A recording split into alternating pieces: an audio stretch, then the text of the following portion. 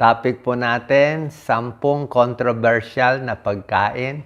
Mabuti ba to o masama sa'yo? Kasi yung mga nababasa natin, conflicting ang medical studies. Ibig sabihin, may nagsasabi mabuti, may nagsasabi masama. So, tingnan natin kung babagay ba sa inyo o hindi itong 10. I'm sure nalilito rin kayo dito. Number 1, kape. Okay? Ano positive sa kape? May mga pag-aaral, ang kape may antioxidant, may benefit sa utak, sa memory, di ba? Yung mga nag-aaral. Sabi nila sa Parkinson's disease may tulong, pati sa type 2 diabetes. Kaya lang, meron din pag-aaral. Pinapakita na merong negatibong epekto din yung kape. Lalo na sa tulad ko, nagpapalpitate, mabilis ang heart rate, pinapawisan, hindi makatulog. Pag sobrang kape, pwede rin mag-cause ng acid reflux, GERD, tsaka osteoporosis, pwede lumala. So, nakakalito, pro or con, anong gagawin natin? Ganito po recommendation ko, para hindi kayo malito. Pag iinom kayo ng kape, ang recommended ko, pinakamarami, 2 tasang kape lang araw-araw. Siguro 2 hanggang 3, 2 cups of coffee per day, yun na maximum nyo, wag naman yung 6 na tasa. Tapos kung kaya nyo, konting sugar lang. Konting sugar, konting cream. Kung kaya nyo, black coffee, mas maganda. Okay? Pero hindi ito sa lahat ng tao, itong 2 cups of coffee per day. Kung kayo nga nagpapalpitate, tulad ko, may kaba, may nervyos, pakaiwas din tayo. Tapos, pag inom ng kape, huwag naman yung malapit na matulog. Huwag naman sa gabi. Siguro at most sa tanghali o alauna, 2:00 ng hapon para makatulog ka pa sa gabi. Okay? Number 2, itlog. Okay? Controversial din ang itlog. Maraming positive sa itlog. Super sustansya, mura, kaya bilhin ng mahihirap, very good source of protein. Protina, vitamina, mineral. Meron pa siyang choline para sa mga nerves natin. 'Di ba? So maraming benefits ang itlog. Pero may konti ding negative sa ibang pag-aaral. Ano yung negative sa itlog? Mataas yung cholesterol ng egg yolk, yung pula. Lalo na kung may sakit sa puso, may bara sa puso. Sasabihin ng doktor, uy, mataas cholesterol, baka medyo ingat tayo sa pula ng itlog. Okay, so yan ang controversy. So, ano ang recommendation ko? Okay? Para sa lahat ng tao, ang safe sa tingin ko, 1 egg in a day. Yun ang safe. Isang itlog sa isang araw, ganun lang. Huwag naman yung 6 na itlog sa isang araw. O kung minsan kakain kayo ng 2 itlog sa Lunes, pwede sa Tuesday, wala muna. Sa Wednesday, 2 itlog din. Pwede rin. So, every other day, aabot kayo ng 6 to 7 eggs per week.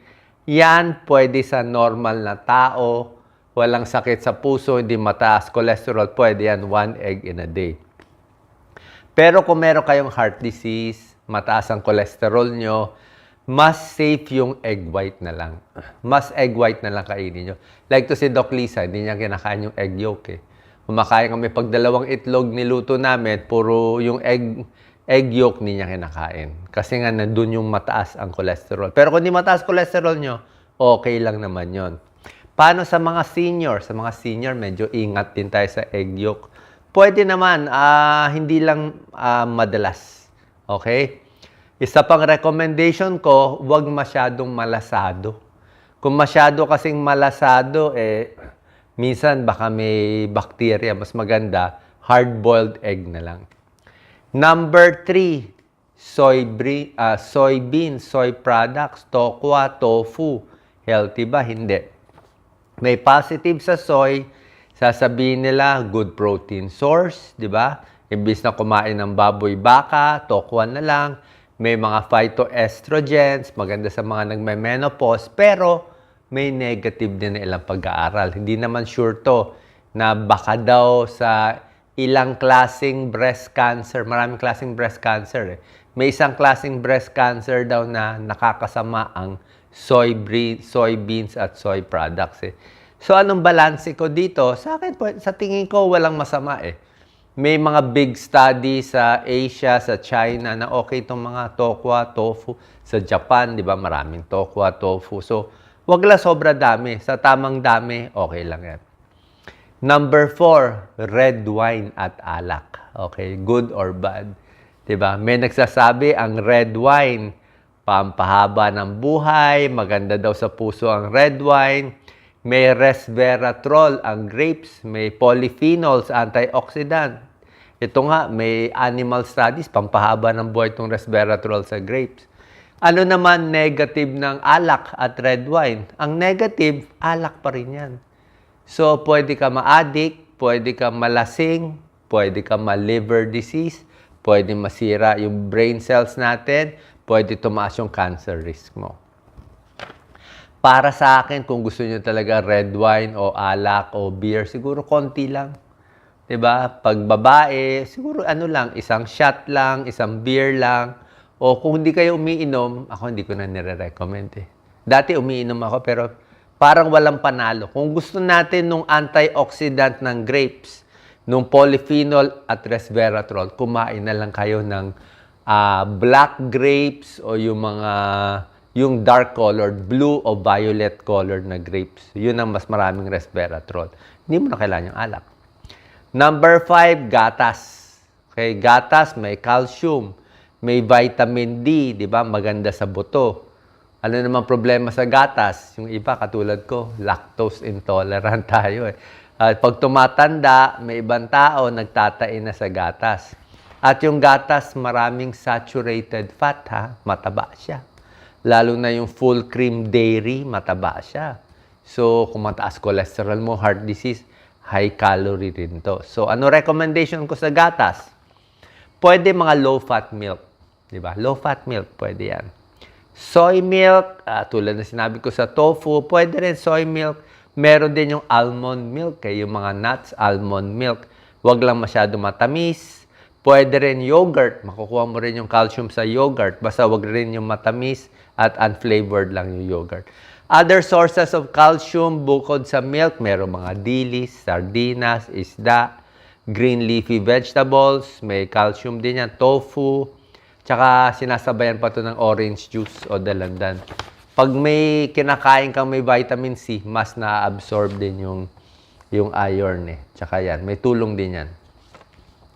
Number 6, isda at seafood. Good or bad. Diba? Ayan. Ang good ng isda, diba sinasabi ko, may positive yan. Mackerel, sardine, tuna, salmon, bangus, may omega-3 fatty acids. Para sa puso, para sa utak, para sa triglyceride, para sa palpitasyon. Good yan. Diba? May mga omega-3 supplement pa. Ano negative sa isda? Kaya alam naman natin yung isda ngayon, pag malalaki, baka may mercury, may contaminant, bawal sa buntis. Diba? Lalo na kung madumi yung ilog, o paano gagawin natin. So, ang tip ko lang dito, dapat ang isda lutong-luto, tapos ang pagkain nito mga 3 times in a week lang. Sa isang linggo, mga 3-4 na beses. Okay?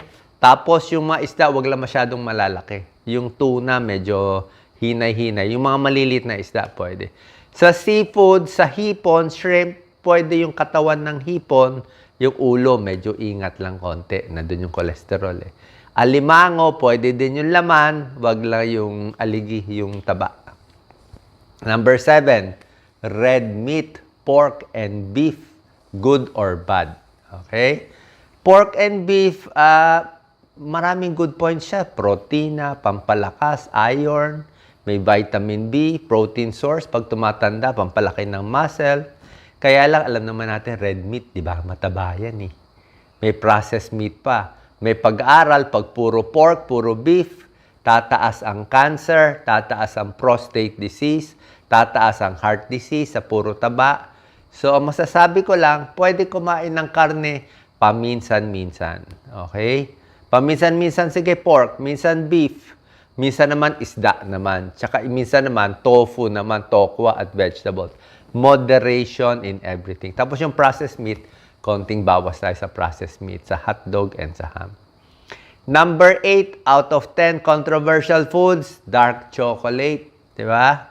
O maganda ang dark chocolate, 'di ba? Yung 70% cocoa, 'di ba? Hindi milk chocolate, matamis 'yun eh. O white chocolate. Dark chocolate yung mapait, maraming antioxidant, maraming maganda sa puso, maganda sa blood flow. Ang problema lang, mataas sa calories. Kaya pagkakain kayo dark chocolate, maliit lang. 30 grams lang. Di ba? May binibenta minsan mga ganyan lang eh. 30 grams. Maliit lang siguro. Parang isang daliri ko lang eh. Wala pa. So, konting-konti lang. 30 grams lang. Okay? Huwag masyadong marami. Small amount. Number 9, controversial, coconut oil. Okay? Ito, very controversial. Sa Pilipinas, gusto natin coconut oil. Marami tayong coconut. Kailangan benta natin yung coconut eh. May positive na pag-aaral sa coconut oil, meron siyang medium chain triglycerides, MCT, na maganda sa utak, mabilis ma-digest. Kaya lang, pag sa Amerika, marami silang negatibo sinasabi sa coconut oil na mataas yung saturated fat, baka tumaas daw yung cholesterol, baka daw magkasakit sa puso, pero hindi pa naman sure to. Ay mga US studies to, mas gusto nila olive oil. So anong recommendation ko sa coconut oil? Sa coconut oil, sa akin, pwede naman gumamit eh, kahit anong oil para sa akin. Coconut oil, o corn oil, o iba. Kung may pera, olive oil. Ang secret lang, wag lang maraming oil ang gagamitin. 'Di ba? Kahit anong oil, konti lang. Wag laging prito. Wag laging nilulubog yung fried chicken sa mantika. Konti lang ang mantika. Pwede naman ibang klaseng luto. Pwedeng ihaw, pwedeng bake, pwedeng roasted, pwedeng sinabawan yung manok, pwedeng nilaga. So, ibang luto na lang para hindi masyadong oily. Okay? Number 10, controversial, artificial sweetener. Yung mga pampatamis. Okay? Marami binebenta dyan, mga low calorie, di ba? Pag tinignan mo, may artificial sweetener. Minsan, hindi nila nilalagay yung artificial sweetener. May number lang sila nilalagay. May number lang. Parang kodigo. So, ano positive sa artificial sweetener? Mababa calories. Mas hindi ka daw tataas, hindi ka daw tataba. Pati blood sugar mo daw, hindi tataas. Kaya lang, lately, maraming negatibong pag-aaral ng artificial sweetener. Kahit daw siya hindi matamis, kasi nga isip ng utak mo matamis, mapapakain ka rin ng marami. So, maghahanap ka pa rin ng matamis. Sa pag-aaral nila, yung mahilig sa artificial sweetener, yung mga zero-calorie na mga soft drinks, tumataba rin daw. Hindi rin daw maganda. Paano? Yung utak niya, isip pa rin matamis eh. So, pinakamaganda, para kung sa akin ang recommendation ko, let's say, meron kayong kape o tsaa, kung lalagyan ba ng artificial. Sa akin, normal sugar na lang eh. Okay lang. Gusto mo, coconut sugar. Pero bawasan mo na lang yung sugar mo. Normal sugar na lang, pero bawasan mo na lang. O okay sa artificial. Binawasan mo na bang konti na lang calories nun eh. Tapos kung naghahanap ka ng matamis, may prutas naman na pwede sa diabetes. Tatlo lang yung prutas na mararecommend ko. Mansanas, okay for diabetes. Peras, pears, strawberries. Yung mga hindi masyadong matatamis. O saging, paminsan-minsan, pwede rin sa diabetes. Okay? So, sana pa nakatulong to. 10 controversial foods. May gumagawa ng video dyan. Pro and con. Pinakita ko sa inyo. Pro and con. At ano yung recommendation ko para sa inyo. Bilang internist at cardiologist, tingin ko, mas tama, mas in moderation in everything, mas common sense, at mas safe kayo dito sa recommendation ko kahit ano pa mangyaring pag-aaral in the future. Salamat po.